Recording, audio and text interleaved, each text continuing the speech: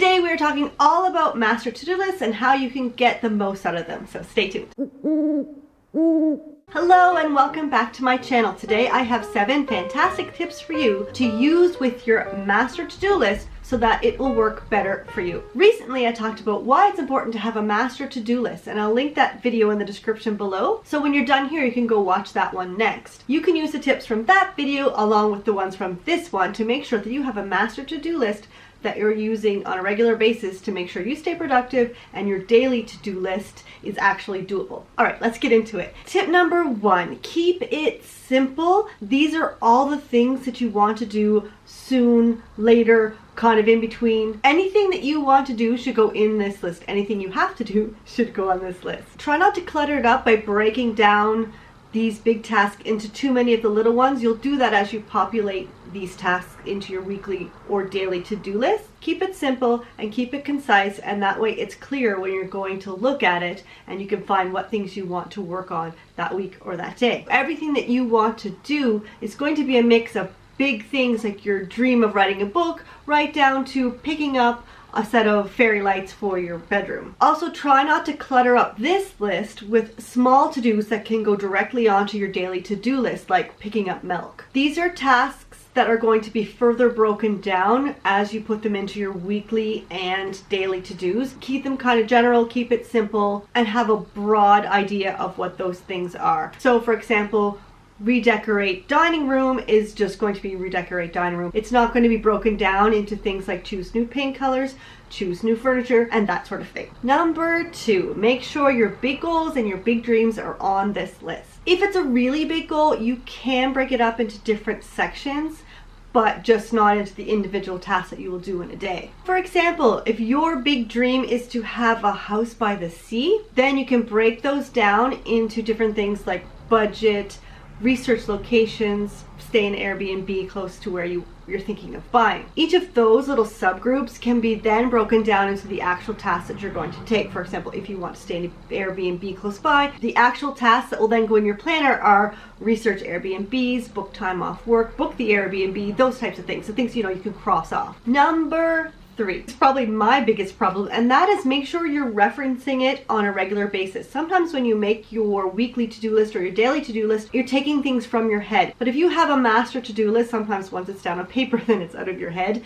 And if you're like me, then I tend to forget. So I make an effort to make sure I'm referencing my master to-do list as I'm making my weekly to-do list. That way I'm sure to take it into account the bigger picture, my dreams, my goals, and also those deadlines and things that might pop up that I can work towards. This way you're actually adding those tasks that move you forward towards those bigger goals weekly so that you're actually making progress. Number 4, this is a fantastic place to keep your lists. You can also categorize the different things in your master to-do list.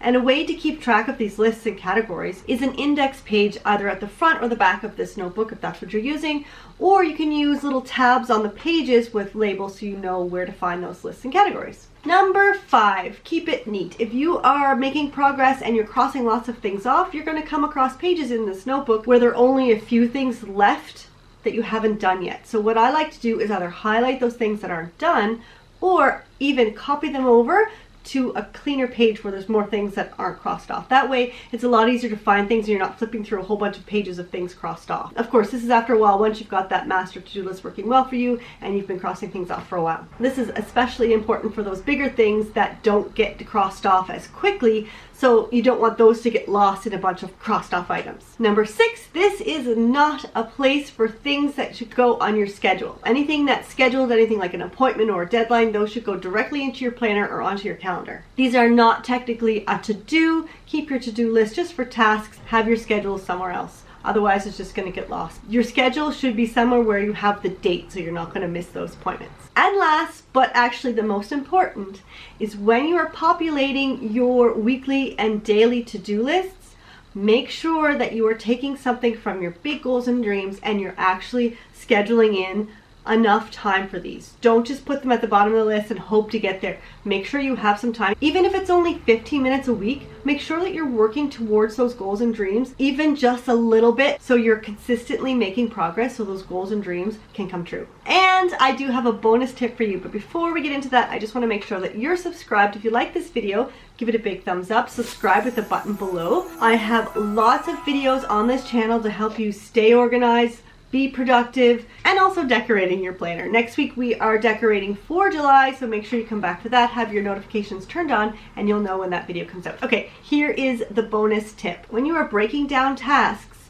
from your master to-do list to either your weekly or your daily to-do list, keep those weekly and daily to-do lists relatively short. I've said this before, but if you are consistently not finishing your to-do list, you're going to feel really crappy about yourself, and you're going to concentrate on all the things you didn't get done instead of celebrating the things that you did do. 3 to 5 things tops, knowing that if you have time, you can go back to your master to-do list and do something else. Finishing your to-do list consistently is so motivating, and it'll energize you to be productive the next day. If you enjoyed this video, please give it a big thumbs up and don't forget to subscribe. Like I said, next week we are back with a plan with me for July. And then the first week in July, I'm so excited, we are going to create a vision board. So make sure you have your notifications turned on so you won't miss that.